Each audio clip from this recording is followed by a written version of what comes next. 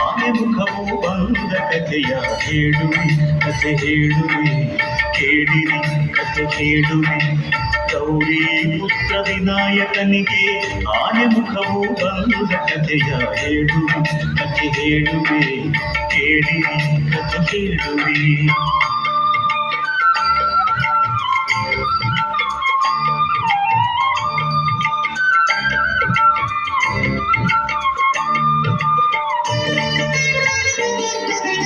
ಒಂದು ದಿನ ಪಾರ್ವತಿಯು ಸ್ನಾನ ಗೃಹಕ್ಕೆ ಹೊರಟಳು. ಮಣ್ಣಿನಿಂದ ಮೂರ್ತಿಯ ಮಾಡಿ ಜೀವದಕ್ಕೆ ಇತ್ತಳು.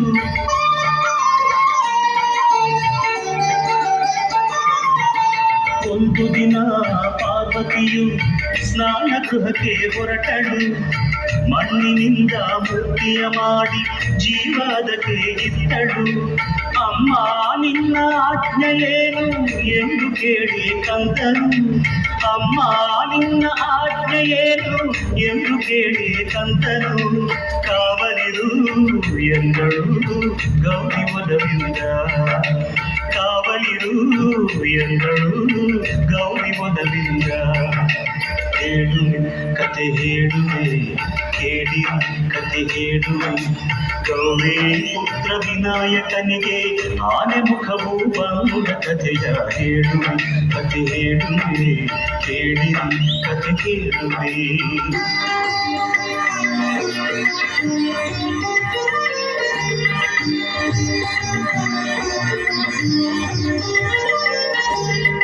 ಕಂದ ಕಾವಲಿರುವ ವೇಳೆ ಶಿವನು ಅಲ್ಲಿಗೆ ಬಂದ.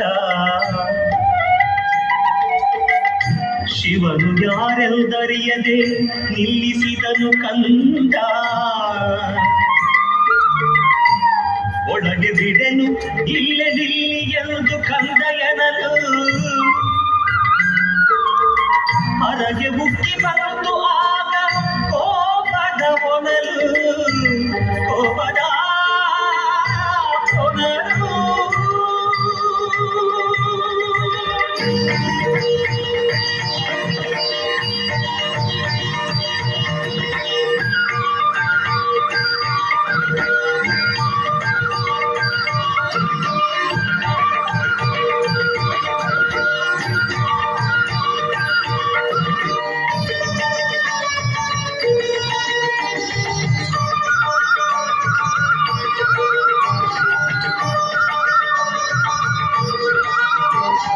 ಕೋಪದಿಂದ ಶೂಲ ತೆಗೆದು ನಿಂತನು ತ್ರಿಪುರಾರಿ. ಕಂದನ ತಲೆ ಕತ್ತರಿಸಿದ ಕಾಮ ಸಂಹಾರಿ. ಶಬ್ದ ಕೇಳಿ ಒಳಗಿನಿಂದ ಓಡಿ ಬಂದಳು ಗೌರಿ.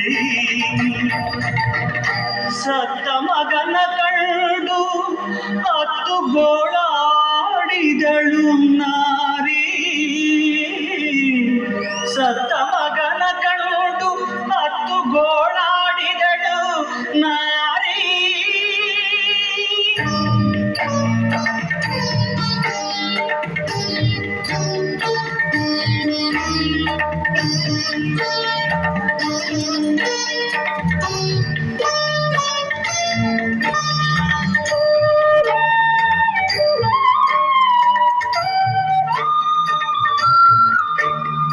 ಸತ್ತ ಹುಡುಗ ತನ್ನ ಮಗನು ಎಂದು ಅರಿತ ನೊಂದ ಶಿವನು.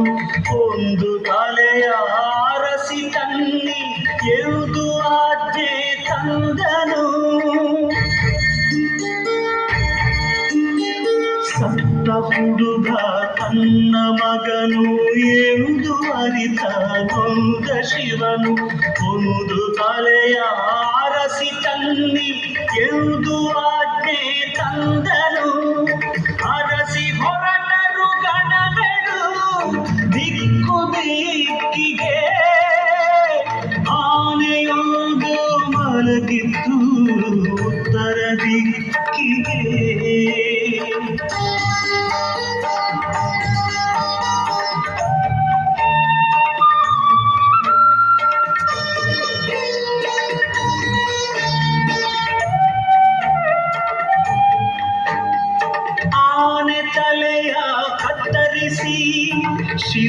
ಬಳಿಗೆ ತಂದರು ಅದನು ಮಗನ ದೇಹಕ್ಕಿಟ್ಟು ಜೀವ ತಂದನು ದೇವನು ಜೀವ ತುಂಬಿದ ಕಂದ ತಂದೆಗೆ ವಂದನೆಗೈದನು ಸಂತಸದೆ ಮಗನ ತಬ್ಬಿ ಅವಗೆ ವರವಾಯಿದ್ದನು ಸಂತಸದೆ ಮಗನ ತಬ್ಬಿ ಅವಗೆ ವರವಾಯಿದ್ದನು